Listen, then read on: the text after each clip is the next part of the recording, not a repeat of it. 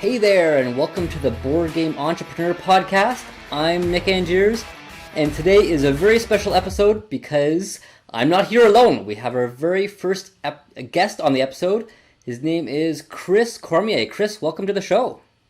Hi, thanks very much. Thanks for having me. Awesome. So, Chris is the founder of and designer at Geeky Goodies. Now, this is a website where you can go if you love board games and you want to get t-shirts or mugs about board games. This is the place to go. Chris is going to tell us all about that. But before we get into that, Chris, what's your origin story? My origin story. Well, I was bit by a radioactive spider that liked board games. As a kid, I played all kinds of board games. I was a kid who had tons of board games on the street. I played games. I remember the ones that stood out were Masterpiece. I don't know if you remember that one. Masterpiece was about buying and selling pieces of art. Like a really boring game for like a 9-year-old kid, but I loved it. Who's It was another one that I thought was really good. And I think you had to guess who had committed a crime or something like that. And Payday with its art, it just really appealed to me, and those ones really stuck. We played a lot of different games as a kid, as a family. From there, I got into Dungeons & Dragons as a teenager. Played a lot of Dungeons & Dragons. My cousin and I, we played different versions. He created a hockey version of Dungeons and Dragons with fighting and ice and teams, and then it just sort of faded away. I played video games. It was sort of a really solitary experience. And then one day my wife made a new friend, and they said, hey, you know, would you like to try this game that we have?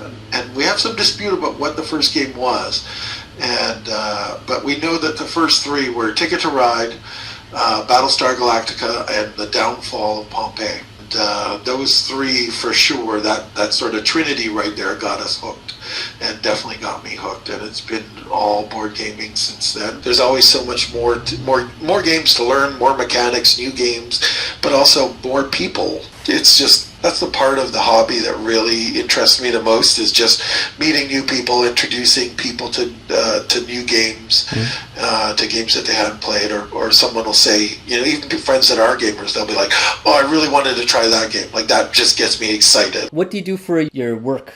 Well, I'm a graphic designer. Yeah, that's been fun. I've really enjoyed it, but I don't know how long ago it's Geeky Goodies has been, 6 or 7. I started it basically as a creative outlet. I wanted to do something that was driven by me. I would think of the idea, I would create it, and I would be the one that decides what gets changed and what happens, as opposed to when you work for someone else, they're always, you know, well, can we make this a little bigger and that a little smaller and flip this on its side? You know, it's my job to make it look good, but it's not always something that I agree with. Geeky Goodies was a chance for me to do that, for me to take my passion and the thing that I love, which is board gaming, and to make it fun and to be creative with it and make it my own and make it be something that is just for me. And wow, has it ever grown and exploded. It's been amazing. We've gotten really amazing support from people online, from all over the world. It's been amazing, totally unexpected, and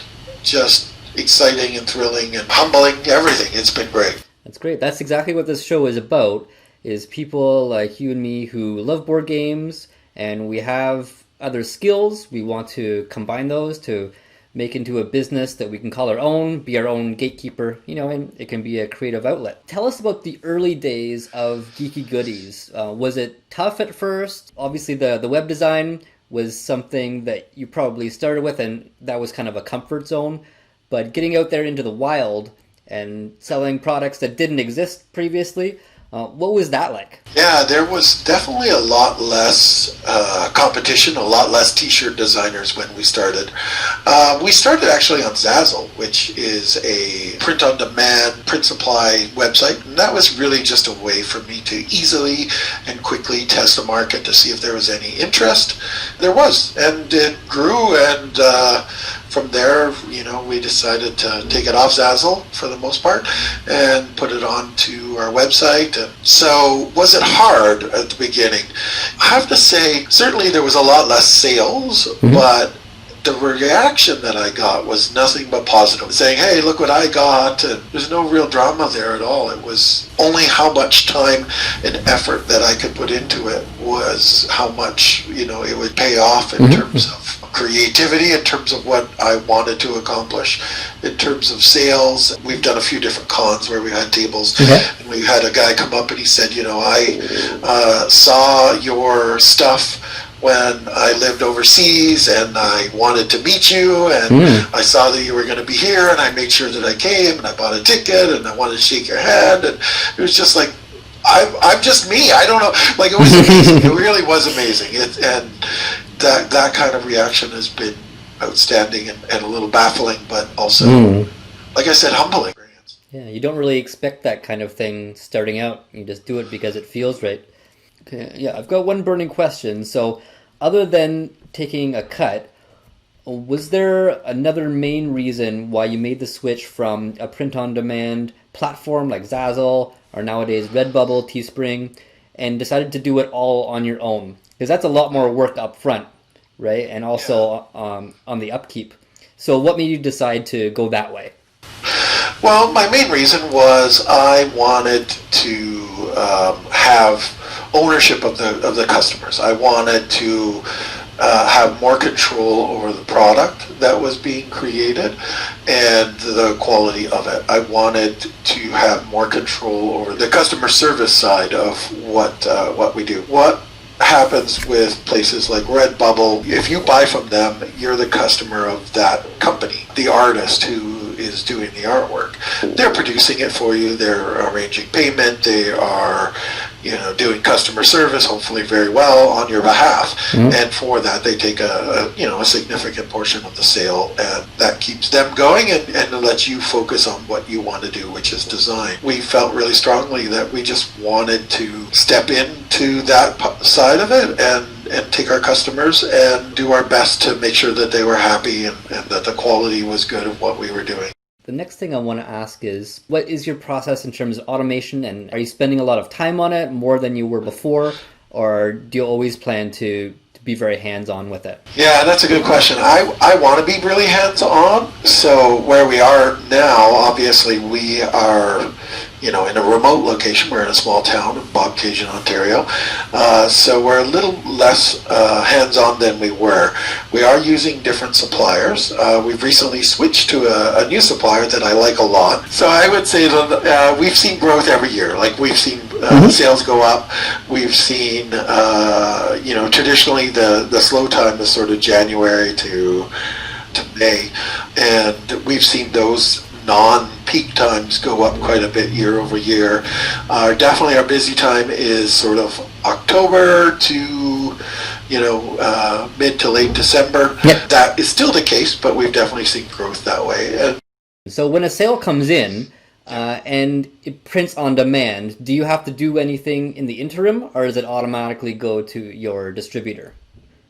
I handle each order in between, and I will take that order in, and then I'll manually do it. There are certain operations that'll let you do it automated. They do get an automated response from our website that, that's something that we were typed in that said, thank you so much for your order, we're working on it, that kind of thing. But as the process goes along, they'll get an email from us, from me, saying, your order is shipped, or there's a delay, or this is what's happening, or here's your tracking number, that kind of thing. So you want to stay in touch with the process yourself. You don't want it to be completely automated or more automated than it is now. I don't think so. Not right now, anyway. It works pretty well like this, and I'm happy with the way it works. You don't have to carry any inventory. Yeah, don't have to carry any inventory. I should say that. Geeky Goodies is all print on demand. Yeah. So we're not dealing with managing stock or storage or that kind of thing. We do have a small number of shirts that we do have, or product, shirts and mugs and posters that we have on hand here. But for the most part, that is for the non-COVID time events that we would do. And those are really just an opportunity for people to see what we do and the quality of the shirt. Sometimes they want to try it on or something like that, but not so much to take it and take it home. It's more to place an order. So doing cons, the booths at cons is more of like a marketing part of your business? Yeah, for sure. We haven't done much of it. We've done a couple local ones in Toronto. Next one is, do you have any advice for other board game entrepreneurs just starting out who want to make their passion for board games more than just a hobby? Yeah, I guess I do. I would say that you want to do some research. The other thing, I guess, in terms of advice is I would say social media. To use that as much as you can, and it's an inexpensive way and an innovative way to get your product or service out to your chosen community. Let's wrap this up. My last question is a fun one. What awesome thing would you like to give a shout out to? Like, have you been watching any show or movie or reading any book or playing any game that you just think is really cool and you're excited about it and you want to recommend it to people? I'm an avid reader. I read a lot of science fiction, and for the life of me, I cannot remember the name of the book that I'm reading now. It's about a bunch of clones that have woken up on a ship, and it is called The Six Wakes by Mur Lafferty, and I'm loving every single minute of it. Yeah, so Chris, thanks for joining us. This has been great. Where can people find you, and is there anything else that you'd like to tell us about Geeky Goodies? Sure. Thank you very much. This has been fun. For people who don't know, we sell t-shirts, we sell mugs, we sell posters, long sleeve shirts, women's tanks, ladies' tank tops, face masks. We are trying to work with more artists and do more generally geeky things, I guess I would say. You and I have started working together. You've come to me with a number of different designs, and we've put them up on Geeky Goodies, and we, handle the sales and the production and the customer service end of it, and we split the profits and share the promotion of the product together. If there are other people who are artists who have some artistic designs or ideas that they're looking to put on t-shirts, either in a geeky capacity or a board game capacity, that's definitely something we would be interested in working with you on. That goes for people who have podcasts or video review channels, that kind of thing as well. And the website is geekygoodies.com. Yes, thank you. Geekygoodies.com. Facebook, it is facebook.com/thegeekygoodies. We're on Twitter and Instagram, I think as myself, I think on both of them, as the Chris Cormier. We do What Did You Play Mondays every Monday. We encourage people to talk about what board games that they played during the previous week. We've been doing that. We're actually, October is our 6th year that we've been doing What Did You Play Mondays. Nice. Okay, I thought of another burning question. Any relation to Jay Cormier? Oh, that's a good question. I do get that one asked a lot. No relation to Jay. I have met him twice, played a game with him, think he's a wonderful guy, and he could be the brother from another mother kind of thing. Thanks for clearing that up. Okay, well, this has been great. Thanks very much, Chris, for joining us. And this has been a sort of abridged version of the interview. You'll be able to see the full interview in the upcoming book, Board Game Entrepreneur, which I will do a Kickstarter for in 2021. So look out for that. Thank you. Thank you very much. It's been a pleasure.